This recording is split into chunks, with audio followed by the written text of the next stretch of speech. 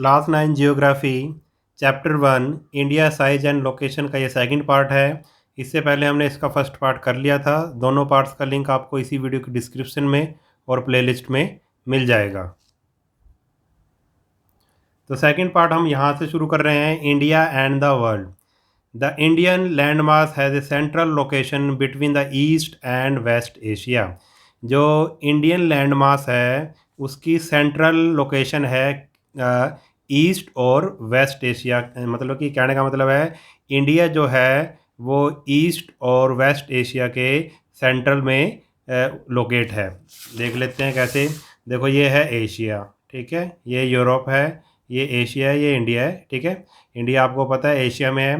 तो जो इंडिया है वो ईस्ट और वेस्ट एशिया के आप कह सकते हैं सेंटर में लोकेट है, सेंटर में वो पड़ता है, ठीक है। India is a southward extension of the Asian continent. जो इंडिया है वो एशियन जो कॉन्टिनेंट है उसकी साउथवर्ड एक्सटेंशन है। अब देखो कैसे। देखो ये एशिया है ये सारा, और ये क्या है, साउथ की तरफ है, ठीक है। ये नॉर्थ है एशिया का और ये क्या है, साउथ। तो जो एशियन कॉन्टिनेंट है उसकी ये कौन सी एक्सटेंशन है भाई, साउथ की तरफ जो है वो क्या है, उसकी एक्सटेंशन है। आगे है the trans Indian Ocean routes which connect the countries of Europe in the west and the countries of east Asia provide a strategic central location to India. अब जो ट्रांस इंडियन ओशन रूट्स हैं यानी कि जो समुद्री रास्ता है यानी कि हिंद महासागर, विच कनेक्ट जो इंडियन ओशन है वो किस किस को कनेक्ट करता है, विच connect the countries of Europe की कंट्रीज़ को कनेक्ट करता है वेस्ट की तरफ, और and the countries of east Asia, और ईस्ट एशिया की कंट्रीज़ को कनेक्ट करता है जो समुद्री रास्ता है, जिससे इंडिया को एक बहुत ही महत्वपूर्ण पोजीशन मिलती है। चलो ये भी देख लेते हैं। जैसे अब ये तो सारा क्या है, इंडियन ओशन है। जो अगर ये है ईस्ट, ठीक है, ये है ईस्ट की तरफ, इंडिया का जो ईस्ट है उससे कनेक्ट करता है, बहुत सारे देश कनेक्ट हो जाते हैं, और वेस्ट में यूरोप कनेक्ट हो जाता है, ठीक है, समुद्री रास्ते से। इससे जो इंडिया को बहुत ही एक अच्छी पोजीशन मिलती है, यानी कि इस साइड से वेस्ट की तरफ से वो यूरोप में कनेक्ट हो जाता है, और ईस्ट की तरफ से ये बाकी जो एशियन देश हैं उनसे वो कनेक्ट हो जाता है। Not that the Deccan Peninsula protrudes into the Indian Ocean, thus helping India to establish close contact with West Asia। और जो हमारा डेक्कन पेनिनसुला है, ये डेक्कन पेनिनसुला है, ये साउथ की तरफ ये डेक्कन पेनिनसुला है, जो वो क्या करता है भाई, वो हिंद महासागर के यानी कि इंडियन ओशियन के एकदम क्या है, आप कह सकते हैं ऊपर है। ये इंडियन ओशन है, इंडियन ओशन के बिल्कुल ये ऊपर है ऐसे, ठीक है। इससे ये क्या कनेक्ट हो जाता है अभी वेस्ट एशिया से। क्या कह रहा है ये, ocean does helping India to establish close contact with west Asia, Africa, Europe from the western coast and with south east and east Asia from the eastern coast. जो डेक्कन पेनिनसुला है वो क्या है भाई, हिंद महासागर के यानी कि इंडियन ओशन के ऊपर है। दस हेल्पिंग इंडिया टू इससे इंडिया के जो क्लोज कॉन्टैक्ट बन जाते हैं किससे, वेस्ट एशिया से, ठीक है, अफ्रीका से, यूरोप से, फ्रॉम द वेस्टर्न कोस्ट। अगर वेस्टर्न कोस्ट की बात करें इंडिया की, वेस्टर्न कोस्ट किस किस के कॉन्टैक्ट में आ जाता है भाई, वेस्ट एशिया के, अफ्रीका और यूरोप, और जो with south east and east Asia from the eastern coast, और ईस्टर्न कोस्ट से साउथ ईस्ट के जो देश हैं, ठीक है, और ईस्ट एशिया के जो देश हैं उससे वो कनेक्ट हो जाता है। देख लेते हैं। देखो इधर से तो ये इंडिया की क्या है भाई, वेस्टर्न कोस्ट है, यानी कि इधर ये वाला जो किनारा है समुद्री किनारा, ये वाला वेस्टर्न वाला, इससे अफ्रीका से कनेक्ट हो जाता है, यूरोप से कनेक्ट हो जाता है, और जो वेस्ट एशिया के जो देश हैं उससे कनेक्ट हो जाता है इंडिया। और इस साइड से ईस्ट कोस्ट से समुद्री रास्ते से इधर जितने भी साउथ जो हमारे जो देश हैं एशियन देश हैं, ठीक है, उनसे कनेक्ट हो जाता है, ठीक है। किस किस से, ये साउथ ईस्ट और ईस्ट एशिया, ठीक है, इधर से साउथ ईस्ट और ईस्ट एशिया के जो कंट्रीज़ हैं उनसे ये कनेक्ट हो जाता है। आगे है हमारे पास, no other country has a long coast line on the Indian ocean as India has, and indeed it is India's eminent position in the Indian ocean. जो जो हमारा इंडियन ओशन है उसमें कोई भी ऐसी कंट्री नहीं है जिसकी इंडिया की जितनी कोस्ट लाइन है, ठीक है। और इसलिए इंडिया को एक बहुत ही महत्वपूर्ण पोजीशन मिलती है, किसमें, इंडियन ओशन में, which justified the naming of an ocean after it. और इसी पोजीशन के कारण ये जो महासागर है इसका नाम क्या रखा गया है, इंडियन ओशन रखा गया है। अब डू यू नो में देख लेते हैं। Since the opening of the Suez canal in 1869 में क्या बनाई गई भी, स्वेज नहर बनाई गई, स्वेज कैनाल बनाई गई। India's distance from Europe has been reduced by 7,000 kilometre. इससे स्वेज नहर बनने से क्या हुआ कि इंडिया का जो डिस्टेंस है यूरोप से वो लगभग 7,000 किलोमीटर कम हो गया, ठीक है। अभी मैं आपको मैप में समझाता हूँ कैसे। देखो पहले जैसे ये यूरोप है, ये इंडिया है एशिया के अंदर, ठीक है।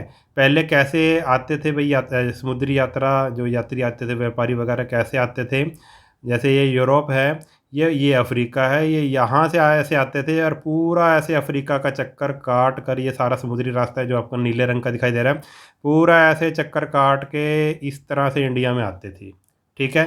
तो ये बहुत ही लंबा रास्ता था। फिर बाद में क्या हुआ कि फिर स्वेज नहर बनने से जो अफ्रीका, स्वेज नहर बनने से इधर जैसे यहाँ पे स्वेज नहर बनी जब, ठीक है, मिस्र एक देश है, इजिप्ट, यहाँ पे स्वेज नहर बनी, तो ऐसे स्वेज नहर आने से देखो ये भी जो बीच में ये जगह है ये रेड सी है, ठीक है, और ये मेडिटेरेनियन सी है, ठीक है। जो स्वेज नहर है देखो ये बीच में क्या आ गई भाई, ज़मीन आ गई, ठीक है। यहाँ पे क्या बनाई गई भाई, यहाँ पे बनाई गई स्वेज नहर, और स्वेज नहर ने मेडिटेरेनियन सी और रेड सी को जोड़ दिया, जिससे अब ये पूरा चक्कर काटने की बजाय अब जो यात्री थे, समुद्री यात्री जो व्यापारी वगैरह व्यापारिक जहाज थे, वो इस रास्ते से ऐसे आने लगे, ठीक है, ठीक है। इस रास्ते से जब वो आने लगे तो इनका जो डिस्टेंस था लगभग 7,000 किलोमीटर का फ़र्क पड़ गया। अब इस रास्ते से आने से उनको 7,000 किलोमीटर कम मतलब डिस्टेंस कवर करना पड़ा, ठीक है। ये स्वेज नहर बनने का फ़ायदा हुआ। आगे है, India's contact with the world have continued through ages, but her relationship through the land routes are much older than her maritime contact। जो इंडिया का जो कॉन्टैक्ट है दुनिया के साथ वो बड़ा ही पुराना है, आप कहें बड़े युगों से चला आ रहा है, ठीक है। मगर ये जो कॉन्टैक्ट था ये लैंड रूट के मतलब ज़मीनी रास्ते से कॉन्टैक्ट था, ठीक है, क्योंकि उस टाइम जो समुद्री रास्तों का लोगों को पता नहीं था, समुद्री यात्रा इतनी नहीं होती थी, उसका जो मैरी टाइम कॉन्टैक्ट वो बहुत ही कम थे, यानी कि समुद्र के रास्ते से कॉन्टैक्ट बहुत ही कम थे। ज़मीन के रास्ते से इंडिया के बहुत से देशों के साथ पुराने संबंध थे। The various passes across the mountain in the north have provided passages to the ancient travelers, while the ocean restricted such interaction for a long time। और कई मतलब अगर नॉर्थ की तरफ देखा जाए, इंडिया के नॉर्थ की तरफ देखा जाए तो उधर पहाड़ हैं, और पहाड़ों के बीच में कई ऐसे दर्रे थे, यानी कि जो रास्ते थे पहाड़ों के बीच में, उन रास्तों से जो फॉरेन ट्रैवलर वगैरह थे वो भारत में आते थे, यात्रा करते थे, जबकि उस टाइम समुद्री रास्तों का इतना पता नहीं था, यानी कि समुद्री यात्राएं उस टाइम बहुत कम होती थी। These routes have contributed in the exchange of ideas and commodities since ancient time. और इन रूट्स की मदद से, इन रास्तों की मदद से जो विचारों और वस्तुओं का आदान प्रदान होता रहता था। The idea of Upanishad and Ramayana, the story of Panchatantra and the Indian numerals and the decimal system thus could reach many parts of the world। ठीक है। इसी कारण से क्या हुआ भाई, जो उपनिषद, रामायण, पंचतंत्र की कहानियाँ, जो इंडियन न्यूमेरल्स थे और जो डेसिमल सिस्टम था, वो दुनिया के दूसरे पार्ट्स में पहुंच सका। ठीक है। The spices, the muslin and the other merchandise were taken from India to different countries. अब इंडिया से क्या क्या जाता था भाई, मसाले, मलमल आदि का कपड़ा तथा व्यापार के अन्य सामान भारत के विभिन्न देशों को ले जाए जाते थे। ठीक है। यानी कि भारत से किस किस का मसाले जाते थे, मलमल का कपड़ा जाता था, और दूसरा भी जो भी व्यापारिक सामान था वो भारत से दूसरे देशों तक जाता था। On the other hand, the influence of Greek sculpture and the architectural style of dome and minarets from west Asia can be seen in different part of our country.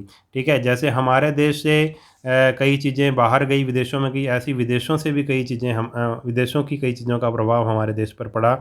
जैसे कि हमारे देश में ग्रीक स्कल्पचर्स आया, जो भी architecture, जो भी इमारत बनाने के स्टाइल आए, नए नए स्टाइल आए डोम बनाने के, ठीक है, गुंबद बनाने के, और मीनारें वगैरह हमारे देश में वेस्ट एशिया से, मतलब आप देख सकते हो ये हमारे देश में कई ऐसी जगहें हैं, कई ऐसी मीनारें मिल जाएंगी, कई बिल्डिंग मिल जाएंगी जिन पर वेस्ट एशिया के जो देशों का प्रभाव है।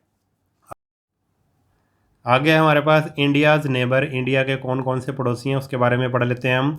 India occupies an important strategic position in south Asia. India की साउथ एशिया में एक महत्वपूर्ण स्थान है, पोजीशन है। India has 29 state and 7 union territories. India में 29 स्टेट और 7 यूनियन टेरिटरीज़ हैं। अब 29 नहीं, अब आप क्या करोगे, 28 स्टेट्स हैं और 8 यूनियन टेरिटरीज़ हैं। इस टाइम इंडिया में 28 स्टेट हैं और 8 यूनियन टेरिटरीज़ हैं। India shares the land boundaries with Pakistan and Afghanistan in the north west, China, Nepal and Bhutan in north, and Myanmar and Bangladesh in east. India की जो बाउंड्री है वो कहाँ कहाँ किस किस देशों के साथ लगती है। नॉर्थ वेस्ट की अगर बात करें तो पाकिस्तान और अफ़गानिस्तान के साथ इंडिया की सीमा लगती है, और अगर नॉर्थ की तरफ बात करें तो चाइना, नेपाल और भूटान की सीमा लगती है हमारे देश के साथ, और अगर ईस्ट की बात करें तो ईस्ट साइड में म्यांमार और बांग्लादेश की सीमा हमारे देश के साथ लगती है। Our southern neighbours across the sea consist of 2 island countries, namely Sri Lanka and Maldives. और हमारे अगर साउथ की तरफ देखा जाए तो 2 ऐसी कंट्री हैं, आइलैंड हैं जो, ठीक है, श्रीलंका और मालदीव। हाँ, ठीक है, हमारे साउथ की तरफ हमारे जो वो पड़ोसी हैं। Sri Lanka is separated from India by a narrow channel of sea formed by the Pak Strait and the Gulf of Mannar, while Maldive Island are situated to the south of the Lakshadweep island. जो श्रीलंका है वो India से separate है, अलग है। कैसे, मतलब श्रीलंका से अगर आपने इंडिया से श्रीलंका या श्रीलंका से इंडिया जाना तो वो उसका एक समुद्री रास्ता है, एक नैरो चैनल है, ठीक है, जिसको पाक स्टेट और गल्फ़ की जो मन्नार से होकर, वो मन्नार ऑफ गल्फ़, ठीक है, मन्नार ऑफ गल्फ़ से होकर जाना पड़ता है, एक समुद्री रास्ता है, ठीक है, इंडिया और श्रीलंका के बीच में। जबकि जो मालदीव है वो कहाँ पर है, are situated to the south of the Lakshadweep island. जो लक्षद्वीप आइलैंड है उसके साउथ में क्या, कौन सा देश पड़ता है, मालदीव पड़ता है। ठीक है, देखो ये हमारे इंडिया का मैप है और ये क्या है, लक्षद्वीप है, और लक्षद्वीप के साउथ में ये जो देश है, ये वाला देश है, ठीक है, ये भी सारे आइलैंड से ही बना है, वो कौन सा है, मालदीव है। ठीक है, आगे है, India had strong geographical and historical links with the neighbours. India के बहुत ही मजबूत रिश्ते हैं, जियोग्राफिकल और मतलब ऐतिहासिक हमारे लिंक हैं अपने पड़ोसियों के साथ। Look at the physical map of Asia in your Atlas. आपने एटलस में एशिया का फिजिकल मैप देखना है। And note how Indian stand part from the rest of Asia. और आपने देखना है कि किस तरह से इंडिया रेस्ट ऑफ पूरे एशिया में किस प्रकार से अलग दिखाई देता है। ठीक है, अब ये डू यू नो में देख लेते हैं, इसमें क्या है। Before 1947 there were 2 type of state India. मतलब आज़ाद होने से पहले, 1947 से पहले इंडिया में 2 तरह की स्टेट्स थी। The provinces and the princely state. एक थी, दो तरह की स्टेट थी, प्रोविंसेस और दूसरा था प्रिंसली स्टेट। जो प्रोविंसेस थी were ruled directly by British official who were appointed by the viceroy.